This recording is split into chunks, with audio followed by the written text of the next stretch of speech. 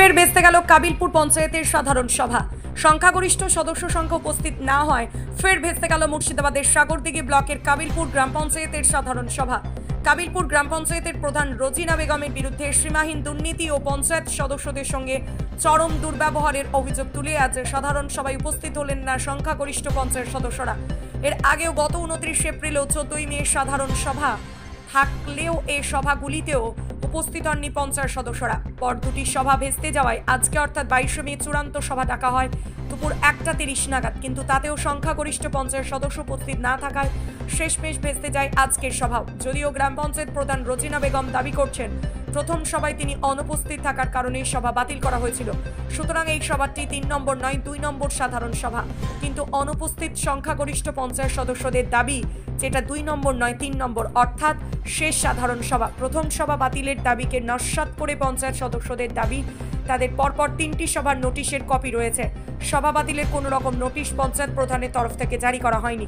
এ ব্যাপারে গ্রাম পঞ্চায়েত প্রধান রোজিনা বেগমকে আমাদের প্রতিনিধি প্রশ্ন করলে এ ব্যাপারে তিনি আর কোনো প্রতিক্রিয়া দিতে চাননি। এখন দেখার বিষয় পরপর 3টি সভা বাতিল হয়ে যাওয়ায় পর কাবিলপুর গ্রাম পঞ্চায়েতের পরবর্তী কার্যকলাপ কোন দিকে যায়। আজকে আপনাদের কাবিলপুর গ্রাম পঞ্চায়েতে সাধারণ সভা ছিল, সেই সভাতে আপনারা উপস্থিত হননি, কি কারণে? আমরা উপস্থিত হয়নি এই কারণে যে প্রধান আমরাকে নিয়ে চলতে জানে না, তাতে প্রধানের খুব দুর্নীতি আছে। আমরা পঞ্চায়েত গিয়েছি, পঞ্চায়েতে সার্টিফিকেট চেয়ে পাইনি আমরা মেম্বার হয়েও। এই কারণে আমরা ভেবেছি যে না, এই অকার্য প্রধান চলবে না। এটা কত নম্বর সভা ছিল? এটা 3 নম্বর সভা ছিল। প্রধান দাবি করছেন এটা 2 নম্বর সভা। প্রধান দাবি করলে তো হবে না, এটা 3 নম্বর সভা ছিল। ও যদি মিটিং ডেকে অন্য থেকে চলে যায়, বাজার ঘাটে চলে গেলে সেটা তো আমরা মেনে নিতে পারবো না। ওকে নোটিশ দিয়ে মেম্বারকে জানাতে হতো যে আজকে মিটিং বানচাল করলাম।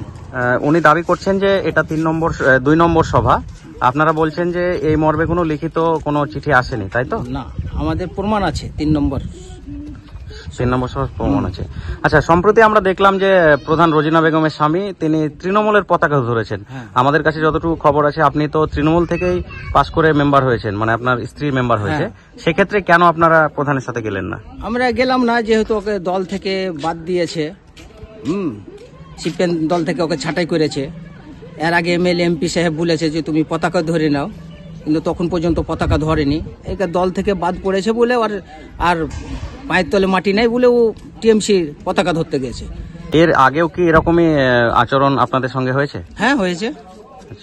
পঞ্চায়েতে ঢুকেছি, প্রধান সার্টিফিকেট চাহাচ্ছি দেয়নি এবং ঘর থেকে বেরিয়ে যাও এরকম ব্যবহার করেছে। আর কন্ট্রাক্টরের জন্য আমরা যে চেয়ারখানও বসতে পাইনি পঞ্চায়েতে। আপনার নাম?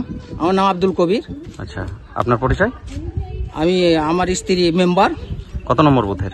160 নম্বর বুথের। আপনারা দেখলাম উপস্থিত হলেন না, মূলত কি কারণে?